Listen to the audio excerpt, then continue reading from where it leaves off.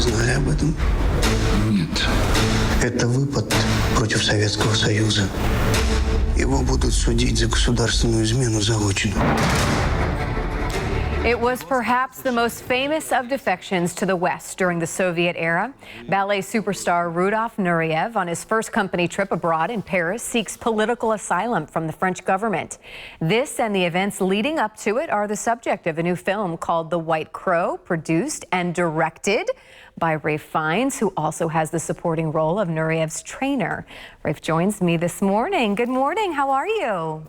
I'm good, Carly. How are you? Good, good. So I'm excited to chat with you. And I think my first question has to be, obviously, you directed this, you produced this, you're starring in this as well. What was it about this story that you were so passionate and said, hey, I need to be in this, a part of it? Tell the story.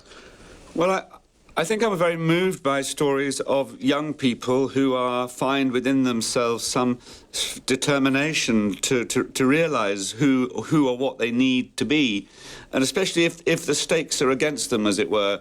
Nureyev, the young Rudolf Nureyev, was one of 4 children growing up in a very, very poor part of central Russia, a city called Ufa, in south central Russia. His parents really were very, very poor. His father fought in the war, came back. The mother struggled to survive, to feed the children. They had no formal or sophisticated education at all. But I think he was given a sort of dance class as an 8 or 9-year-old and suddenly found inside himself this thing that he had to do. And famously, Rudolf talked about being taken to the theatre for the first time by his mother and being very profoundly affected by the chandelier and the lights and the people all gathering to watch. And that moved me. I remember my mother taking me to the theatre and to see Laurence Olivier on film when I was very young, and I suppose somewhere in there I maybe have identified something there.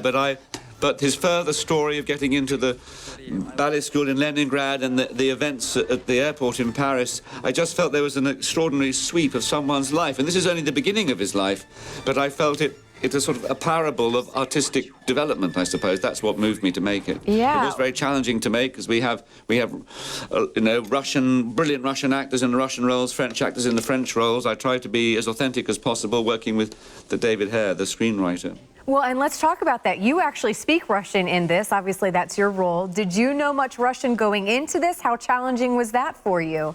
Ну, я говорю немножко по-русски, но очень трудный язык. Но я изучал, говорил по-русски. Sounds good to me. So I have a little Russian.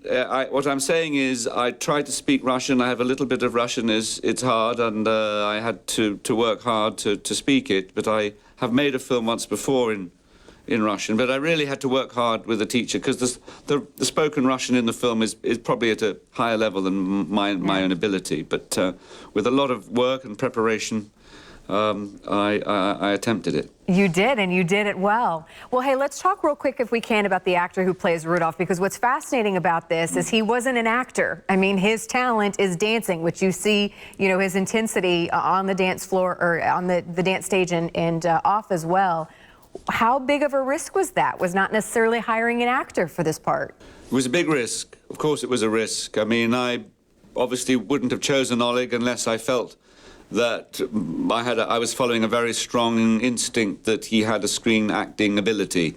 So he did a lot of, he did screen tests and subsequent workshops with me, and I believed he carried within him a screen acting ability to realize emotions and thoughts and things that would work for the screen. And yeah, but it was a big risk, and lots of people, I think, were sort of nervous. But the other way to go with an established actor would mean, I couldn't think of any actor who is naturally a leading ballet dancer.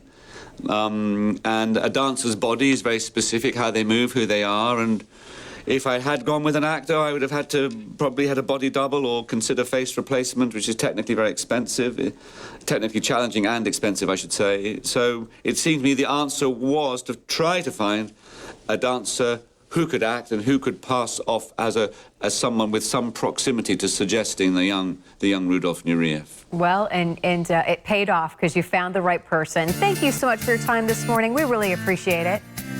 Thanks, Carly. Great talking to you. You as well. Neat.